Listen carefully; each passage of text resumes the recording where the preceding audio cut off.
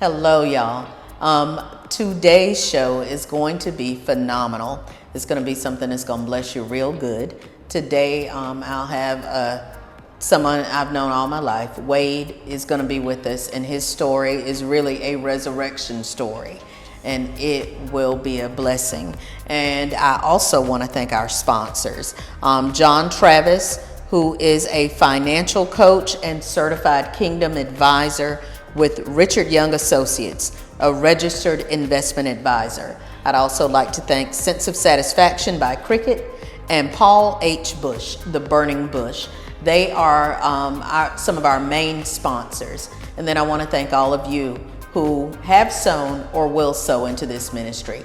Every bit that you give will be used to take testimonies around the world. God bless you and thanks.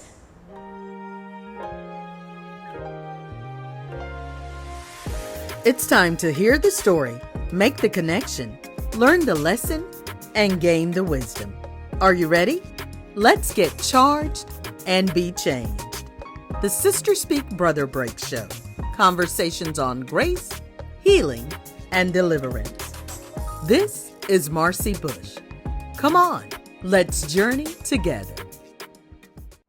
Hello, and thank you for joining us today for the SisterSpeak+BrotherBreak show. Today, like I always do, I have a very special guest with me. And by the time this is over, y'all will know that he's special too. I have with me Wade Stallings, and he is someone who I've known all my life. But Lord knows I'm not the only one who knows him. God knows this man. And his story is going to really encourage you. It's taken us a minute to get here. Obstacles have been in the way, but we're here now. And I am so grateful that his message is going to go around the world. So y'all welcome with me, Wade.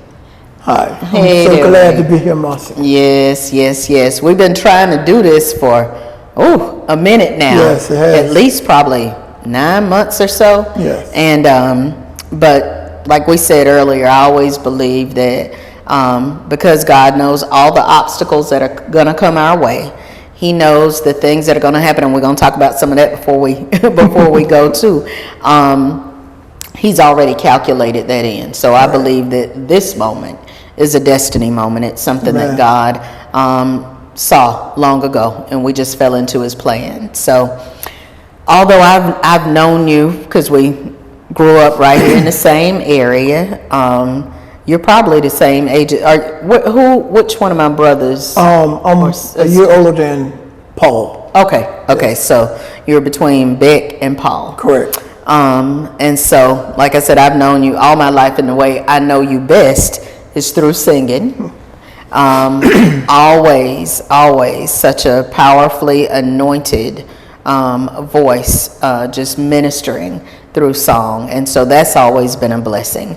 But then here, several years ago, what year was it? It was when I had my accident. Yes. It was 2012. 2012. So in 2012, and I don't even remember I don't know the whole story. So I'm going to be hearing, while the people are hearing, lots of this. Right. So tell us what happened in 2012. Okay, 2012, I woke up that morning, and it was like a normal morning. But I heard like these little birds, they was chirping or whatever you want to call it, but on my window. And so I laid in bed most of the day. Okay. Until I cut the TV on and Dr. Oz was on. Mm-hmm. So it was strange because he was talking about the symptoms and how you feel like prior to having a heart attack and stuff like that, the shortness of breath, the tightness in the chest and everything. Mm-hmm. And so I started thinking, I'm like, well, darn, this is how I'm feeling. I say, so maybe I need to get up, put on my clothes and go to the hospital. So I got up, put my clothes on and everything. And now this part is going to be kind of funny because in my mind, I'm like, okay, I'm going to the hospital. And my spirit man was saying, you going and they're going to keep you. So my flesh was saying, okay, well, you need to stop by McDonald's and get you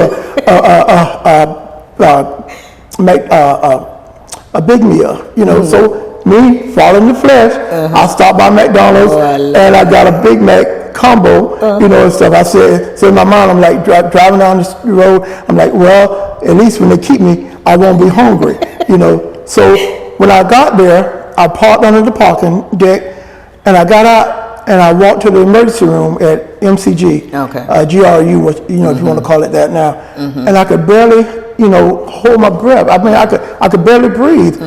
So when I got there, I made it up the steps, and the lady said, "Sir, can we help you?" I said, "I can hardly breathe. I can hardly breathe." You know, and so she said, "What's wrong?" I said, "I don't know if I'm having a heart attack or what." I said, "But I can hardly breathe." So they took me right in, and they did EKG and everything. So she said, "Well, we're going to keep you, but we're going to send you down to the observation room for overnight." So when I got down there, they came in and they said, "Well, we're going to take you to the cath lab because we need to find out, you know, what's going on." So they took me to the cath lab. When they brought me back, they said, "Sir, you have 3 arteries that are clogged up," and said, "We can't, you know, send you back home." That was December the 19th. They said, "We can't send you back home before Christmas because you go home, you may take the chance of having a heart attack. So we're going to admit you." So they admitted me. So I called my sister and everything, and I told them that, you know, what was going on and all that. So they put me in a room. On December the 23rd is when I had my open heart surgery. But prior to that, I had called, you know, different people to come in and pray, you know, for me. So I have a cousin that's a minister, lives in Sumter, and his name is Robert. But no, Al Dixon. And so him and his wife came down because his wife is like a missionary. So he prayed, and the prayer that he prayed was, "God, I pray that you give him more years." So I'm like, more years? You know, he said, "Just as you did as with Hezekiah, give him more years." So, you know, and I was like, okay, cool. So they went on. I had my surgery and everything. That was December 23rd, doing fine. They got me up, I'm walking and everything. They told me I could go home. So I went home. January the 3rd, I started having a pain in my left side, a sharp pain. So my sister Betty Jean, she called the doctor and told me that I was having a pain in my side. So he said, "Well, bring him back to the emergency room. He won't have to go through the emergency room. We would just bring him there, and he would just admit him." So they brought me there. I went straight through and everything. They put me in a room. So they started running all these tests and everything. This test, that test, EKG, CAT scan, all kind of MRIs and all that. So I still was feeling kind of chest tight, hot, very hot. I mean, so the day of my cardiac arrest, prior to going into cardiac arrest, I was really, really hot. So my sister, Florine, called her daughter, Montara, and told them to go get me a fan and bring me a fan up here. So they went to get a fan, you know, but they never made it back. Before they made it back, I went into cardiac arrest. So this is the part about the cardiac arrest. I'm going to take you through what went on. So my pastor, Reverend Grimes, was the pastor at the time. So he was there. And so he prayed with me. And so when he got ready to leave, I asked him, I said, "Will you pray for me again?" And he said, "Sure." And so my sister Betty Jean said, "Well, he just prayed for you one time. Why you want to pray again?" So he said, "Okay, I'll pray with you." So instead of praying, he said, "I'm going to repeat, say the 23rd Psalm." So he went through the 23rd Psalm. And when he got down to the part where it says, "Yea, though I walk through the valley of the shadow of the death, I will fear no evil." He said, "Remember this." He said, "Death has no power over you." But I didn't know what he was talking about at the time. And so before he left, I said, "Well, can I sing a little bit of just song for you?" So there's a song by this guy named Ernest Pugh. It says, "I need your glory, show me your glory. Less of me and more of you is what I need." So I sang a little bit of that. And so he left out. So my sister Betty Jean, I think she must have went out to walk him down because Florine was in there. So before Betty Jean could get back, I'm told, Florine said that, you know, my eyes started getting bigger, like it was like a Freddy Krueger movie or whatever they said. And she started saying, Bubba, don't do this, Bubba, don't do this, and started hollering. So by that time, Betty Jean came in and started hollering, and so they called for the nurses and the doctor. So they went and got a crash cart, and they made Betty Jean leave out of the room. So they made them go to the waiting area. Well, my sister Florine, she's a prayer warrior. So she got down, face down on her face, and she started praying to God, and she started petitioning God, saying, God, don't take my baby. But she was really talking about me.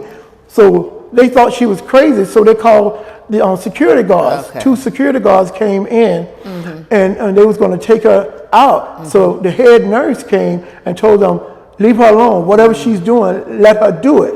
And so she kept praying, and she kept praying.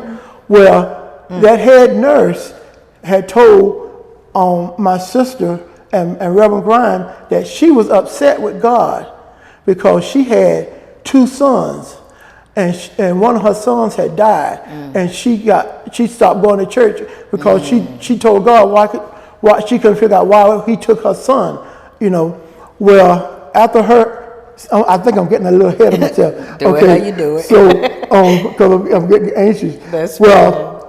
I'm going to back up a little. Reverend Grimes, my sister called Reverend Grimes. He was downstairs getting ready to get in his car and told him what was happening. So he came back upstairs and came in the waiting room where she was. He said he called Jeremy, his son Jeremy, because Jeremy is a prayer warrior, and told Jeremy, that you got to call the prayer warriors because of what was going on with me. So he said that Jeremy, his words to me, he said Jeremy lost it at that time. So he said, I told Jeremy, no, this is not a time for you to lose it. You need to call the prayer warriors, and y'all need to start praying and petitioning God for Wade. Okay, so during that time, I had coded, you know, twice. They said one time was 6 times. The second time was 20. One time was 6 minutes. The second time was 20 minutes. That same head nurse came, and the doctor came to the waiting room where my sister was, and said, Benji said she told her, you look like the strong one. So you, and who is this? And she told my pastor, y'all need to come with me. So Benji said when she got up, say the nurse told her, say, well, I just want you to know that he coded, and we brought him back, and he coded again. And so we were sorry. We did everything we could do, but we couldn't save him this time.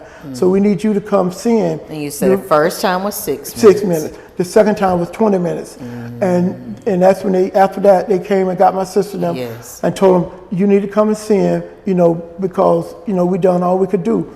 But Benji said her and Reverend Grimes said it was a bunch of doctors there. Reverend Grimes said, I want to say he said it was like about 11 doctors all around the threshold of the room door. And he said when him and Betty Jean got there, that the nurse said, he has a pulse, he got a pulse. His heart rate is coming back up. So the doctor that had operated on me, Betty Jean said she asked him, say, well, do I need to sign some papers, you know, for you to take him back to surgery? And he told her, I said, no, he's my patient. I need to take him back to find out what happened to him.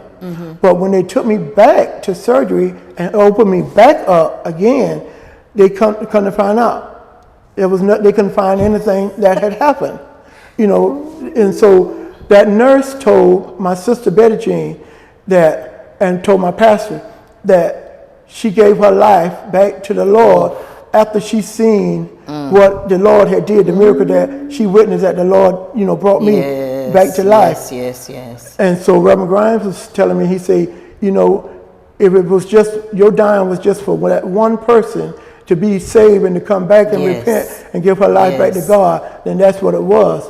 But prior to all that, because there was a lot of stuff going on, you know, during that time, one of my best friends, Tommy Davis, him and his son Ray was getting ready to go to the trash pile, to the landfill, not too far from Silver Bluff High School.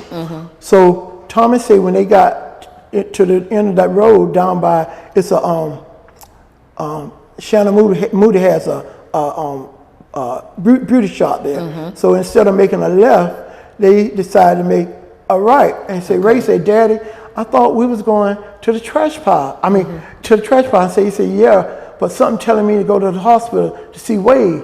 So he said when they got to the hospital and he looked down the hall and he didn't know that was my room. He said, Lord, whoever at that end room, they having a bad day.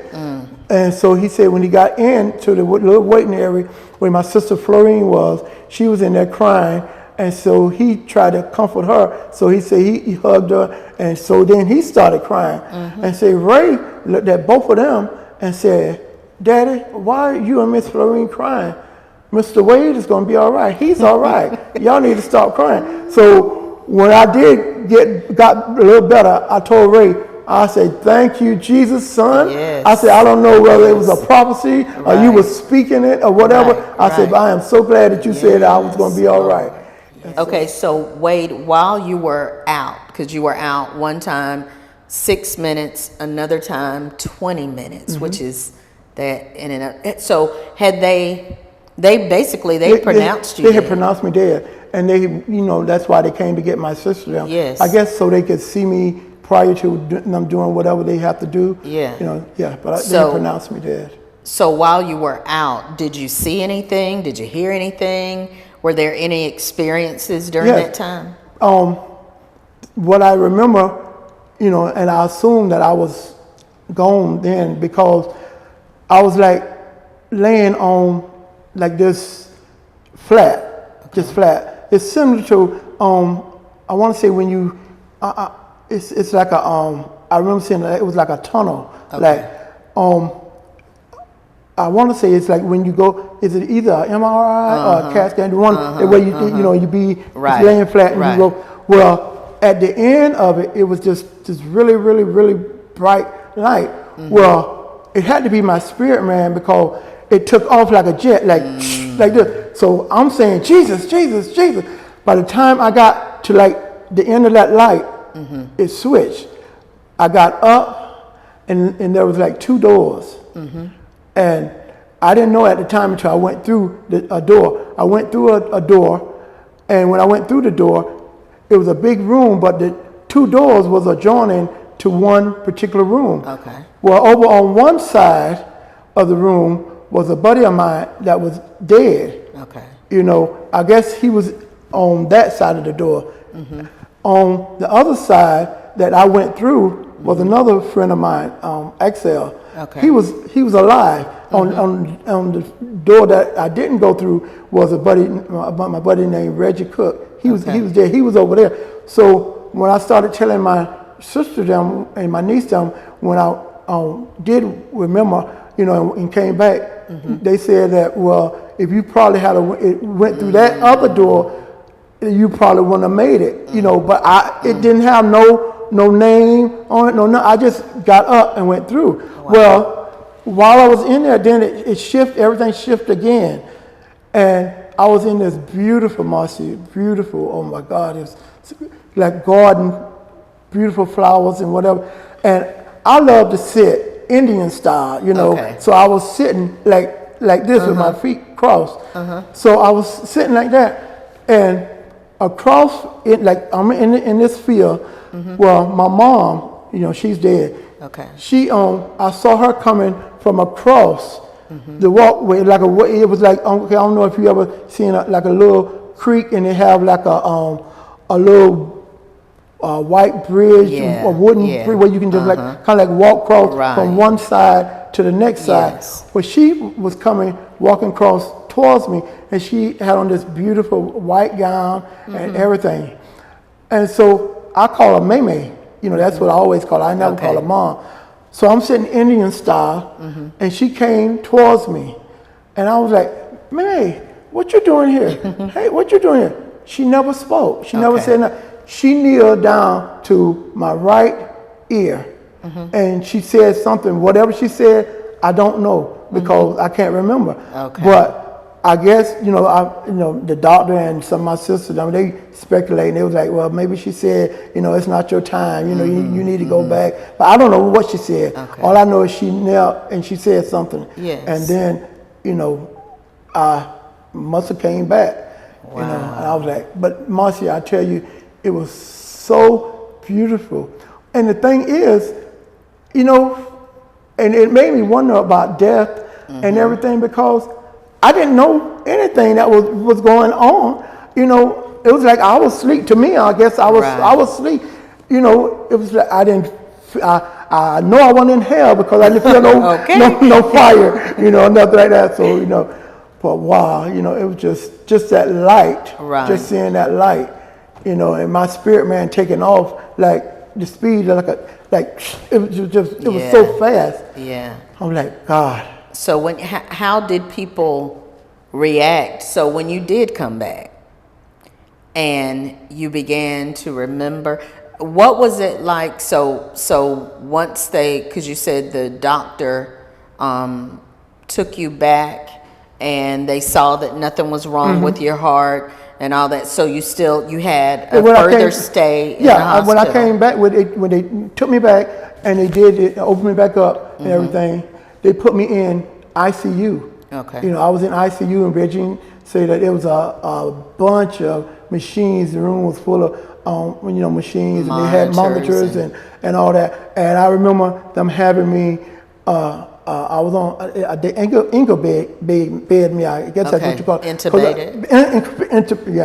And because I had this tube and stuff down my throat and stuff and all that. And I do remember when I did wake up, that was the most uncomfortable thing because I couldn't eat. They was giving me chips, ice chips and everything, and they wasn't letting anybody see me. So my family, they had their own waiting room, and they had put like a little card on the door for people to sign, you know, everything, and told them that, you know, they could, you know, they would tell me that I was, you know, that they came by and everything.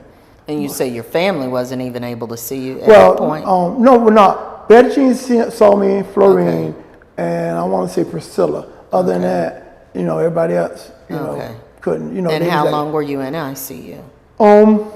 I want to say I was there for like 2 days because that was on. Yeah, it had to be 2 days because I died on the 5th, and I didn't get released from the hospital until I want to say it was the 9th. Okay. So I must have been in ICU like because about 2 days, you know, and then they took me to another room. Child, you make me want to holler. It's this. I died on the 5th, and I'm like, yeah, nobody but our God can do that kind of thing. So then you're in the hospital. What was it like as people started to tell you what was happening that you didn't know, and as you started to tell them what was happening with you that they didn't know? I was like a ball of. I mean, I just cried, you know, and stuff. You know, I was just crying because, and then some of the people that I told what did happen, they still didn't believe it. They was like, "Are you sure he died?"